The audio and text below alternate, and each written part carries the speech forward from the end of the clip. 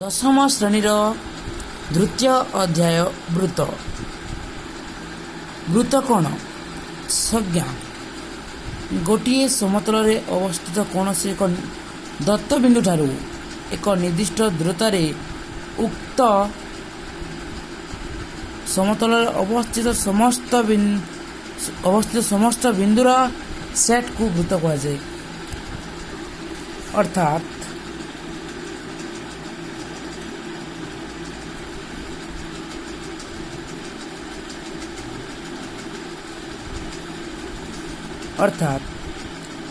ଏହା ଏକ ସମତଳ।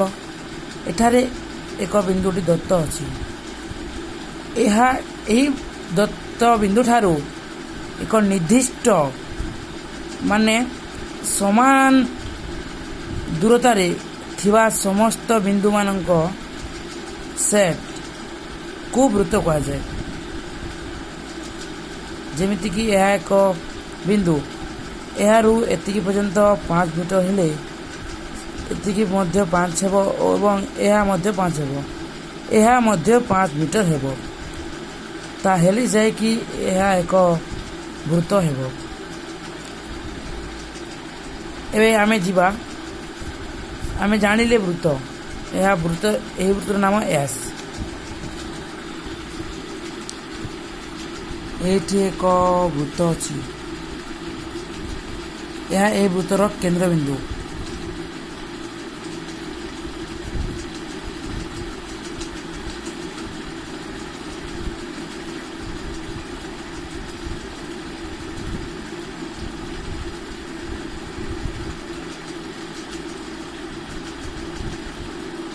ଏହି ବୃତ୍ତଟିର ନାମ ଏସ୍ ହେଲେ ମଧ୍ୟବିନ୍ଦୁର ନାମ ଓ ଦେବା ଏବଂ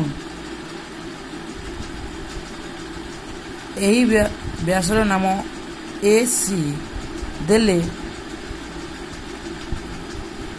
ଏହାକୁ ବି ଦେଲେ ଆମେ ଜାଣିଲେ ଯେ ଏସ୍ ଏକ ବୃତ୍ତ ଯାହାର ମଧ୍ୟବିନ୍ଦୁ ଓ ଏବଂ ଏସି ଏହାର ବ୍ୟାସ।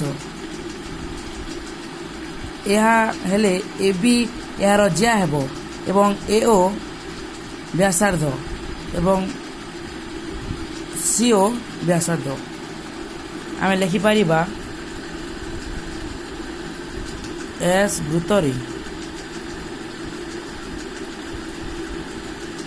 ବୃତ୍ତରେ ଓ ମଧ୍ୟବିନ୍ଦୁ ବା କେନ୍ଦ୍ରବିନ୍ଦୁ ଏବଂ ଏସି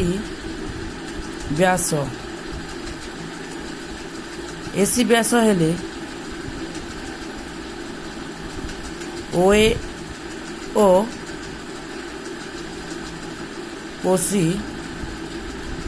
ବ୍ୟାସର ଅଧା ବ୍ୟାସାର୍ଦ୍ଧ ହେବ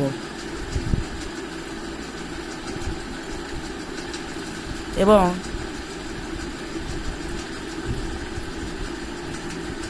ଏ ବି ଏହି ଏସ୍ ବୃତ୍ତର ଜ୍ୟା ହେବ।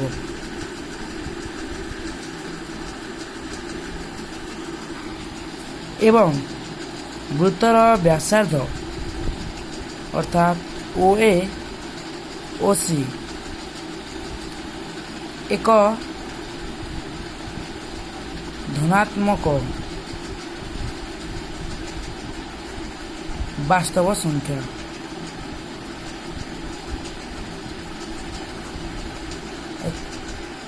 OA ଏବଂ OC ଏକ ଧନାତ୍ମକ ବାସ୍ତବ ସଂଖ୍ୟା। ଏହା ଏକ ରେଖାଖଣ୍ଡ। OA ଓ OC